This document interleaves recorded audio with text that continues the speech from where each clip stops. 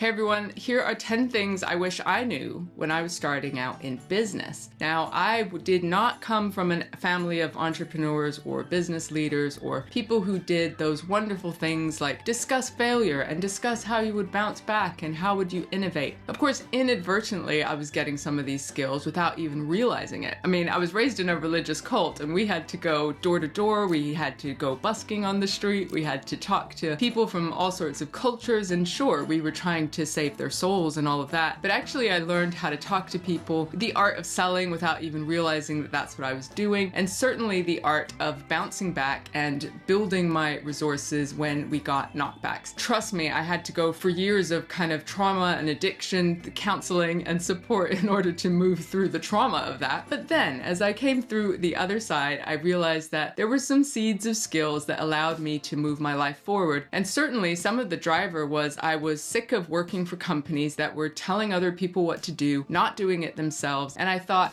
hey, let's take a risk and maybe there's a different way to do this. I certainly kind of pushed back at certain politics and ways that corporates were working. And so sometimes we're running away from something before we really know what we're running towards. But I didn't know anything about business other than just try things, figure it out, ask questions and move on. I probably had the superpower of asking questions, and I've had many mentors along the way that have supported me at different stages of my business. But here's 10 things that, you could consider and actually might support you in taking the leap if you too want to start your own business and live in a different way. So the first thing is, everyone is making it up as they go along. What? Even the people who I admired and, have all these things that seem to be figured out, they were also making it up as they went along. And it was very interesting to be a coach and a therapist for very senior people in different businesses who then shared their insecurities or imposter syndrome or knowledge that they knew this one thing, but they didn't know all these other things. And certainly when you start a business, suddenly you've got to know about accounts, about payroll, about employee processes, about all these systems and processes that might not be in your wheelhouse as far as what you've been passionate about from the beginning. Everyone's making it up as you go along. So hopefully that can help you think, oh, I can let go of my imposter syndrome or my self-doubt because I too am going to just do one thing in front of the other and step forward and figure this out. I also learned from some business and really successful business leaders that it takes 5 to 8 years to actually really get traction on a business. Now, I know we see these overnight success businesses, we see digital businesses, and certainly there are the unicorns that very quickly can move from 0 to 100. But what you don't often see is the overnight success often still has the 10,000 hours behind it, where someone might have been in a different job, but learning, the skills that they needed, or in relationships, or negotiating with people, and we're figuring it out as they went along. So 5 to 8 years, and that really gave me a sigh of relief, because when I was 4 or 5 years in, I was like, my goodness, how come we're still learning this thing, or have months where payroll's difficult, or where we're thinking,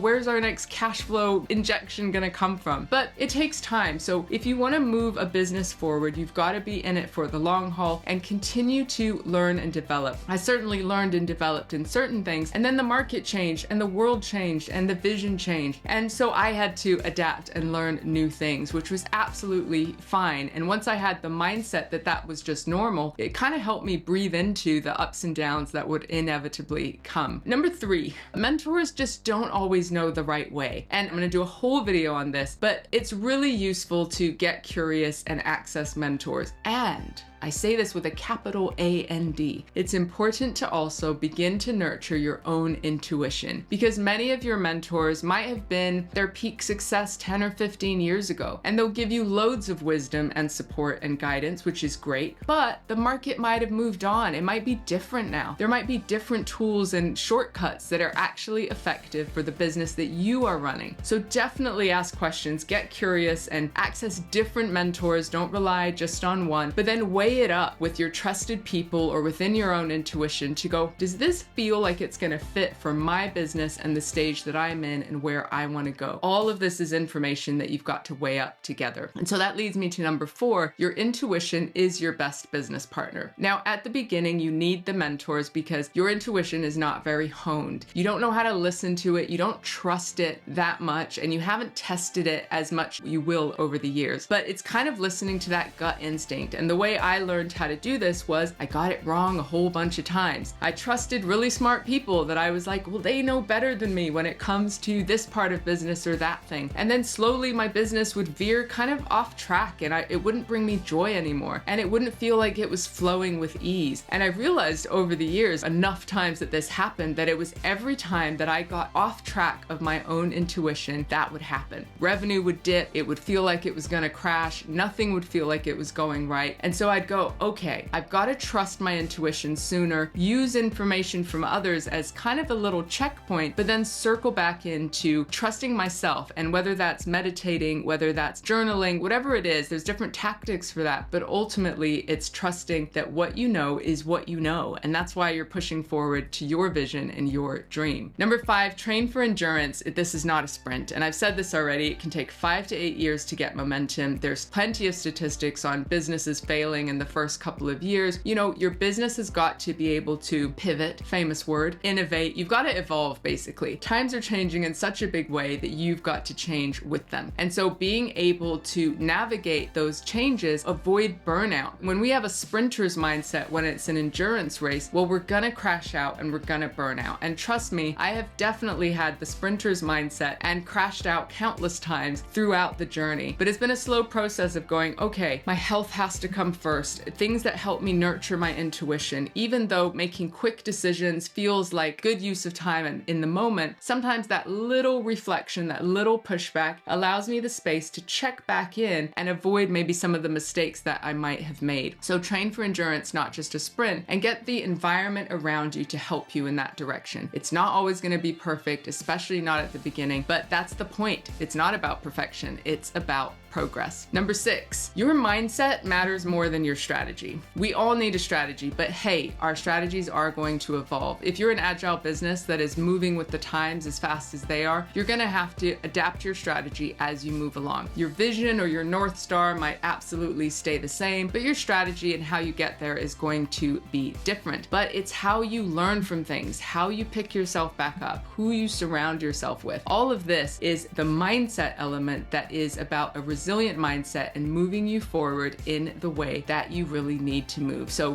surround yourself with the people, surround yourself with the learning, the environments that are going to support that positive mindset that moves you forward, because we all know what the draining environments can be that chip away at our confidence and move us away from our goal rather than towards it. Number 8, learn to say no. Saying no is one of the best leadership skills, and I remember going on a course once that was about boundaries and about people pleasers like me who want everyone else to be happy and good and will go out of our way to look after them, sometimes at our own detriment. And we had to practice this thing, which was no is a full sentence. Try it. Someone goes, hey, can I borrow money? And you can't even give them a big old reason for why. You just have to say no. That has to be the whole thing. And of course, we're not always going to do that in the real world, but it just kind of brought up how difficult it was for some of us we were afraid that people would judge us or think we were selfish or think all the things, the baggage that we carry with ourselves. Now, I've sometimes got to say no to good clients in favor of great ones that are aligned with our mission. You know, that 80-20 thing. Often the highest paying revenue clients are 20%, and we're spending all this time on other people. When actually, if we sometimes said no to clients that aren't aligned with where we're going, it frees us up to have capacity to look after the clients that really love us, that we love them, and that work can be so much better. So saying no just allows us to streamline our businesses. And of course, this means saying no to unhealthy people, to unhealthy environments, just things that are going to chip away at us and pull us down. And it's a practice because every once in a while, well, pretty often, we can get exhausted, and it's really hard to then stick to those boundaries, which is why we sometimes need those reset points to reflect and give us capacity to remind us, ooh, where are we headed again? Where are we going? And what are the boundaries that will help us get there? Now,